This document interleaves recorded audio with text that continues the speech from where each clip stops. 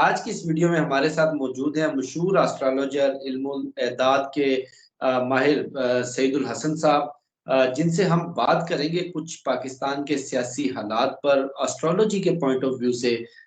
इनके साथ पहले भी हम वीडियोस करते रहे हैं, आपने बड़ा अच्छा ज़बरदस्त फीडबैक दिया और बहुत सारी इनकी प्रेडिक्शंस पाकिस्तान की सियासत के हवाले से 100% दुरुस्त साबित हुई। लेकिन अब जो सियासी हालात हैं वो उसमें एक तरह से बड़ी मायूसी भी है और क्लैरिटी नहीं है, बहुत ज़्यादा कन्फ्यूजन है। किसी को समझ नहीं आ रही कि क्या होगा, क्या बनेगा, किस तरह का सेटअप आ रहा है। इवन कि ये तक नहीं मालूम हो रहा कि 8 फरवरी को इंतखाबात होंगे या नहीं होंगे। सर, सबसे पहले बहुत शुक्रिया आपके वक़्त का। जी जी, आपकी मोहब्बत जी, आपने याद किया, बहुत शुक्रिया आपका सर। सर, कोई अच्छी खबर सुना दें। जी, अच्छी खबर। मेरे पास तो सर एस्ट्रोलॉजी, इल्मुल अदाद या एस्ट्रोलॉजी के हवाले से ही खबरें होती हैं। तो अच्छी अच्छी खबरें हैं जी, बिल्कुल अच्छी खबर। एक तो ये है कि बस आप देखेंगे कि बहुत जल्द इमरान खान साहब, जैसा कि मैं पहले ही बता चुका हूँ, वो इलेक्शन की कैंपेन में भी हिस्सा लेंगे। और इलेक्शंस में बड़ी गहमा गहमी से आप देखेंगे कि इमरान खान साहब किस तरह से सितारों की चाल बदली है और वो कैसे आ रहे हैं इमरान खान साहब, और बिल्कुल आएंगे। देखें, बहुत अच्छी गुड न्यूज़ हैं इमरान खान के हवाले से। और पब्लिक को भी जाहिर है, उनके लिए भी ये खुशखबरी है बहुत बड़ी कि इंशाल्लाह इमरान खान साहब आ रहे हैं। उसकी रीज़न ये है कि एस्ट्रोलॉजी के पॉइंट ऑफ व्यू से भी इमरान खान साहब का कुछ टाइम अब बहुत अच्छा है। कुछ ट्रांजिट में प्लैनेट्स की प्लेसमेंट कुछ अच्छी हो चुकी है, जुपिटर डायरेक्ट हो चुका है। और उनके पहले घर में मार्स उनका, लग्नेश, सॉरी नहीं, मार्स उनके पहले घर में आ चुका है। और इसी तरह से वीनस भी पहले घर में है इमरान खान के। और उनकी महादशा जुपिटर की चल रही है, अच्छी चल रही है। अंतर्दशा भी उनकी अब सपोर्टिव आ चुकी है। और अगर 8 फरवरी को देखें कि 8 फरवरी को इलेक्शन होते हैं, तो 8 फरवरी में इमरान खान साहब काफी अच्छे नंबर्स पर आ रहे हैं जी। 8 फरवरी की डेट भी मैंने देखी है कि उनकी महादशा अंतर्दशाएं भी देखी हैं कि बेहतर है सूरत हाल जी। और यानी कि इल्मुल आपने। अदाद में भी देखे ना सर, तो इल्मुल अदाद के हवाले से भी बहुत अच्छी सूरत हाल है। उसकी रीजन ये है कि 2024 है, तो 2024 को, जैसा कि पहले बात हो चुकी है, सैटर्न रूल करता है। और इमरान खान साहब का बर्थ नंबर भी 5 है और उनका डेस्टिनी नंबर भी 5 है। तो 5 मरकरी को रूल करता है। मरकरी और सैटर्न आपस में गहरे दोस्त प्लैनेट्स हैं। तो इसलिए जिनका भी मौलांक 5 है, जिनका भाग्यांक मीन्स के बर्थ नंबर 5 है, जिनका डेस्टिनी नंबर 5 है, तो उनके लिए 2024 बहुत अच्छा आने वाला है। तो इमरान खान के लिए इल्मुल से भी अच्छा है उनके लिए, और एस्ट्रोलॉजी से भी इमरान खान के लिए अब टाइम आगे बिल्कुल अच्छा आ रहा है।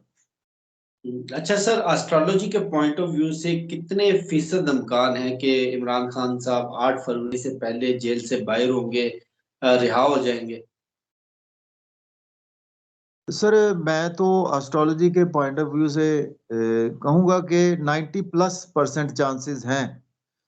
90+% चांसेस हैं कि इमरान खान साहब बिल्कुल इलेक्शन से पहले बाहर होंगे और कैंपेन में हिस्सा भी लेंगे। और जैसे मामलात होते हैं, वो उनमें सारे मामलात में गहमा गहमी से नजर आएंगे।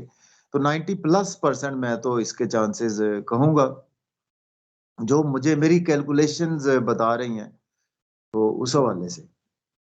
अच्छा सर, जो बंद कमरों में बैठे फैसला साजों का जो मंसूबा है कि बल्ला भी ना हो, बल्ला तो ऑलरेडी छीन लिया, इमरान खान भी ना हो, तमाम आज़ाद उम्मीदवार हों और आज़ाद उम्मीदवार जब जीत कर आए तो जोर जबरदस्ती उनको नून लीग में, आईपीपी में शामिल करवा दिया जाए। इस सिनारियो में अगर ये सिनारियो होता है तो 8 फरवरी का इलेक्शन पाकिस्तान की एस्ट्रोलॉजी के पॉइंट ऑफ व्यू से क्या हालात बनते हुए नजर आ रहे हैं, क्या मतलब हो सकता है?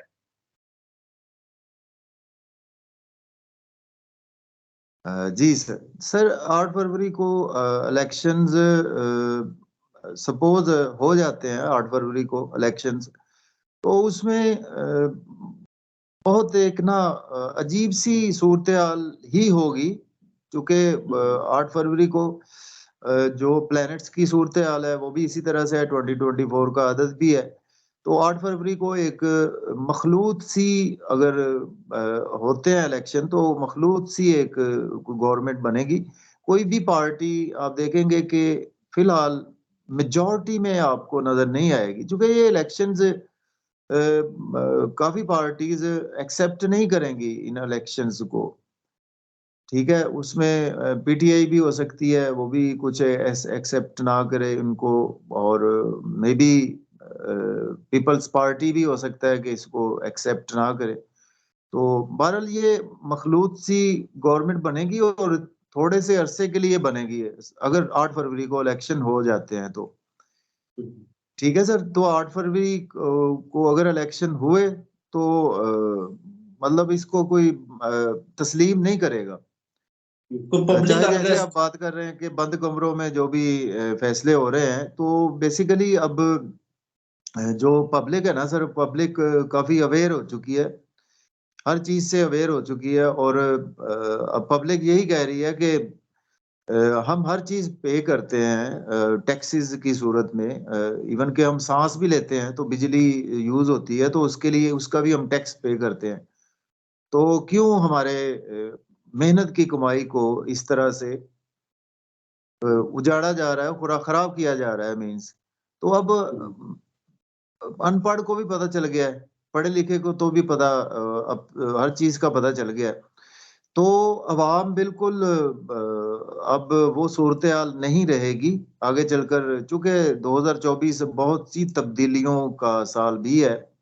जैसे कि मैंने पहले बात की थी, जस्टिस का साल है, तो इस साल में जस्टिस भी होगा इंशाल्लाह ताला। अवाम को कुछ बेहतरी भी देना पड़ेगी इनको, उनकी मजबूरी होगी कि अवाम को कुछ ना कुछ ये रिलीफ भी देंगे किसी ना किसी सूरत में।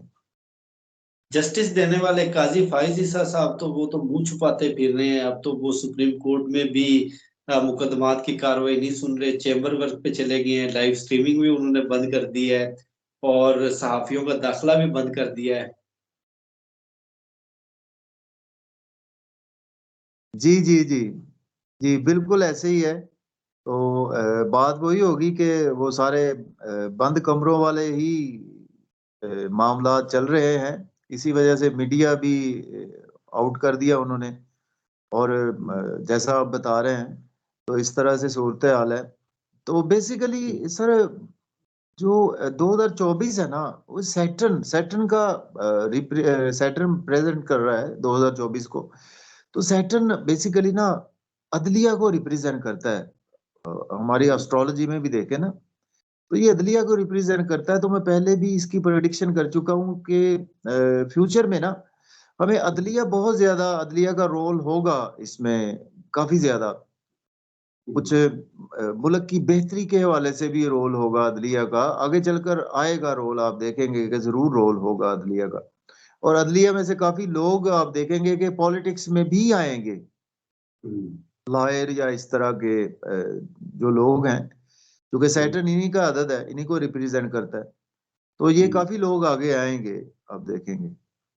आपकी बात काफी हद तक दुरुस्त है, क्योंकि सुप्रीम कोर्ट ऑफ पाकिस्तान से जो दो इस्तीफे सामने आए, जस्टिस एजाजुल हसन, जस्टिस मुजाहिर अली अकबर नकवी, मैं तो ये समझता हूँ दोनों इस्तीफे भी मुजामत की अलामत हैं। उसके बाद कल जो जस्टिस अतर बिनुल्ला ने काजी फाइज ईसा की मौजूदगी में जो तकरीर की, वो तकरीर एक तारीखी तकरीर थी। अदलिया की तारीख में उन्होंने एहसास दिलाने की कोशिश की कि आप गलत डायरेक्शन पर चल रहे हैं। और जज मोहम्मद बशीर ने अचानक से रिटायरमेंट के अपनी रिटायरमेंट तक उन्होंने छुट्टी देने की दरखास्त की और मजीद इमरान खान के खिलाफ मुकदमात सुनने से माजरत कर ली। ये भी बड़ा एक मीनिंगफुल साइन है। और फिर सीनियर वकला वो भी सियासत में डेफिनेटली जिस तरह आप बता रहे हैं आ चुके हैं। 12 सर, अगला वजीर आजम बनता किसको देख रहे हैं? सर एक बात मैं आपको बताऊं, अगर तो 8 फरवरी को इलेक्शन होते हैं ना, तो उसमें पॉसिबिलिटी है कि हो सकता है कि पीटीआई का कोई वजीर आजम ना बन सके अगर 8 फरवरी को इलेक्शन होते हैं। तो जो कि ये इलेक्शंस कोई तस्लीम नहीं करेगा, तो इलेक्शंस तो होते हुए भी नजर आ रहे हैं, और लेकिन डिले भी हो सकते हैं, क्योंकि 8 नंबर डिले को भी रिप्रेजेंट करता है। ये आगे भी जा सकते हैं इलेक्शंस, तो आगे चले गए तो फिर तो पीटीआई की यकीनी कामयाबी नजर आ रही है, और पीटीआई की गवर्नमेंट नजर आ रही है। अगर ये फरवरी से थोड़ा सा आगे चले जाए, तो फरवरी में हुए तो फिर मखलूत सी गवर्नमेंट होगी, और जो कि कोई भी उसको तस्लीम नहीं करेगा, पब्लिक तो बिल्कुल नहीं करेगी उसको तस्लीम।